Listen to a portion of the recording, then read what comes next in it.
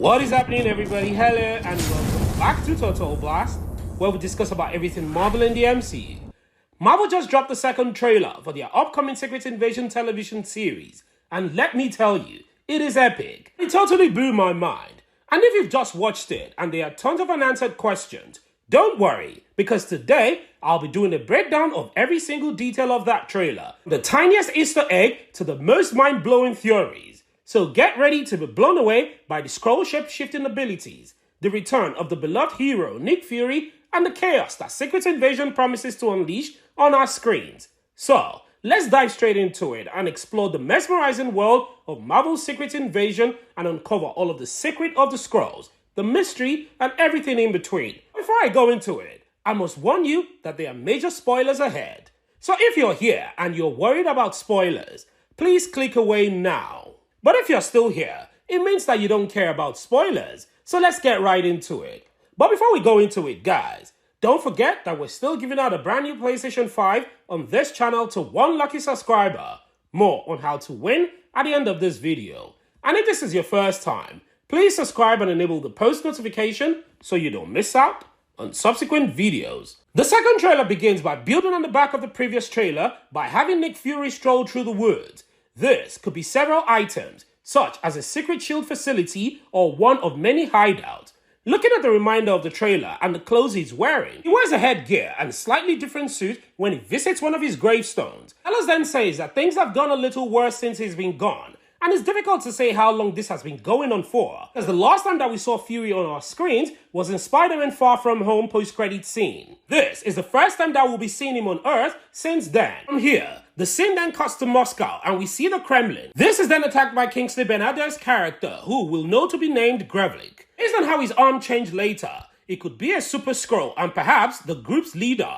Moreover, they could certainly pull a stunt where he presents him as a bad guy and then reveal that he's actually one of the characters that we can trust. In any case, this is obviously the face that the Skrulls have chosen to use when carrying out their attacks. Because they are shapeshifters, these may be all the different Skrulls who want to appear as one guy, similar to how Anonymous donned the V for Vendetta mask. Additionally, the similarities between Gravik and Mr. Fantastic from Fantastic Four could be a nod at the fact that the Fantastic Four are expected to make their debut in the MCU soon, and a hint at an eventual inclusion in the storyline. Gravik's ability may be similar to that of Mr. Fantastic, like stretching and manipulating his body. At the same time, the extended arm looks Groot-like. Also, Maria is actually seen amid the assault, and it's conceivable that this is what happens in the beginning of the season that motivates her to contact Fury. I'm assuming that when they realize it's Skrulls, Fury learns about it, which is why it comes back to Earth. Now that Rhodey has been added, the show has significantly expanded, and many have believed that he is also a Skrull. Apparently, people have been speculating for a very long time about his appearance, because if you compare his appearance to his previous appearances in other movies of the MCU, you might see that he has undergone some small change. He does indeed have a mustache, but the fact that he didn't have one in his previous film suggests that he may have actually been replaced by a Skrull. Even though the Skrulls that we encountered in Captain Marvel were friendly, in the comics, they have essentially always been evil guys. They may be trying to turn them back into the villains for the remainder of the story. Now, in the scene where Fury meets with James Rhodes, we can hear someone reference to Rhodes as a prominent political figure. This could be a reference to Rhodes' comic book counterpart, who was previously served as the Secretary of Defense. It's possible that Rhodes has taken on a similar role in the MCU, representing the government or military in some capacity. The Skrulls as we know it are refugees, and based on what we know about the show, some of them will attempt to take over the world. Because of this, they have occupied many leadership positions and begun to unseat our leaders in favor of their own. They did the same thing in the comic books. This allowed them to access weapons and technology. The US government is currently experiencing an alien invasion, similar to how Hydra penetrated S.H.I.E.L.D. On the globe, a Cold War is very much in progress, and MI-13 stands in opposition to it. This covert organization based in the UK works as a paranormal and supernatural activity. Its leader, who will be portrayed by Oliver Coleman, will go by the name Sonya Falsworth. They are already divided because Talos is on one side and the resistance group is attempting to take control. Secret Invasion trailer introduces Oliver Coleman's character, Special Agent Sonya Falsworth, who is revealed to be a descendant of James Montgomery Falsworth. In comics, Falsworth is a member of a superhero team, the Invaders, and it is known as Union Jack. This hint at Sonya's family lineage suggests that she may have some connections to the superhero world as well. Anyway, all of this will take place in London, where Fury encounters her. Then, as you might have noticed, when we see them making their way to the grave, which is eventually a separate one from the one that we see after Winter Soldier. In contrast to this, the previous inscription alluded to the movie's Pulp Fiction. So, could this man be a Skrull, and the actual Fury may be dead? But I don't think so. It could be a fake death. Moreover, he uses graves as a location to hide things, as we can see from the tomb sides. Then, we cut to an indoor location and the wolf emblem can be seen there. In contrast to the subsequent picture when he raises his arm, this is a lift up to indicate that it is activated. Then, as people are seen moving through the urban setting, we are told about the covert conflict that has been going on. And to update us on the event since he's been gone, Ben Madison's Talos can be seen saying something. Everett Ross will also be making a comeback here. After the events of Wakanda Forever, he is of course on the run and is currently hiding after his ex-wife betrayed him. His ex-wife, though, is Valentina Allegra de Fontaine. Going forward, it will be a major development if Ross turns out to be a Skrull, and it fits the bill for this kind of plot surprises. From here, we can see an overhead view of the convoy, which is the same convoy that the chopper in the trailer will later shoot at. The character of Emilia Clarke, who will later be sloshed over by a corpse, will also be there. As we know, this could be Talos, and if so, his death could be a major plot point for the program.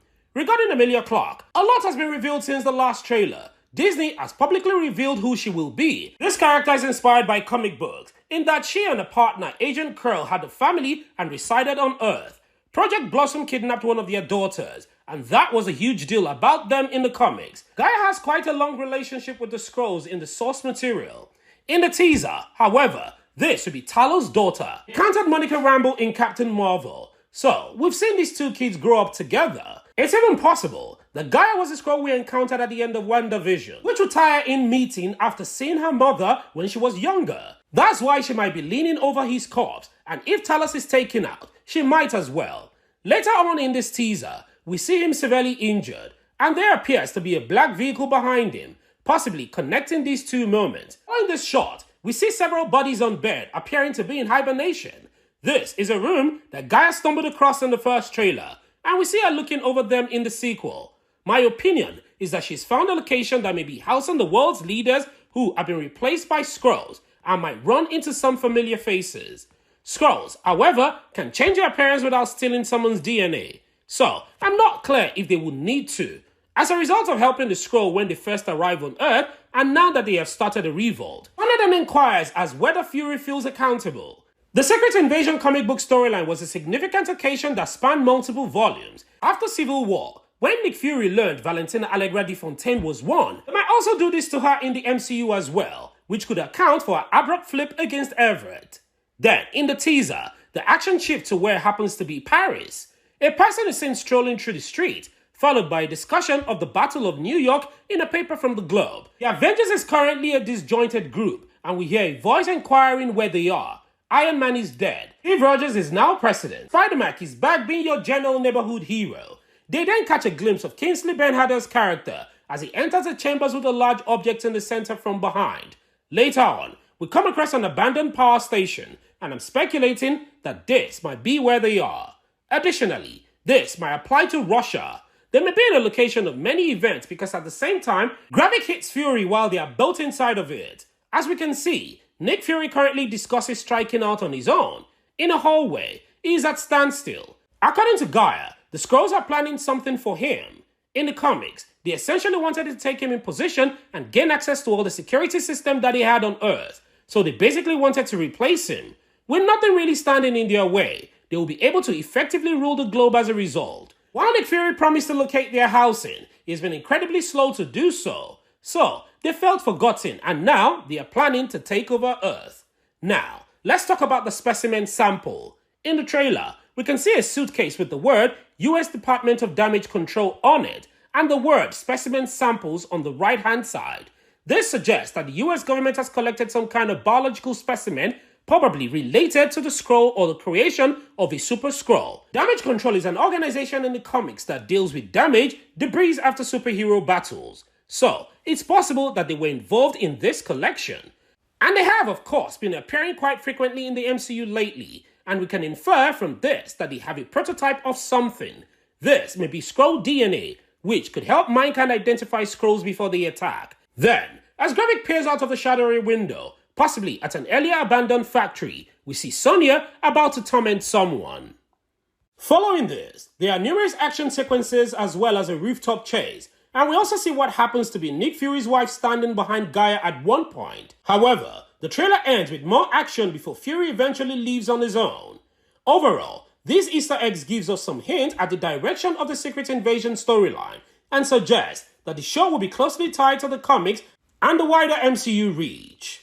And with that said, let's go back to our giveaway, as we're still giving out a brand new PlayStation 5 on this channel to one lucky subscriber once we hit a milestone of 1,000 subscribers. And all you have to do to win is watch our videos, subscribe, turn on post notifications, like and comment. And one lucky subscriber will be chosen from the comment section to win our brand new PlayStation 5. Also, we want to say thank you to everyone who has ever supported us this far.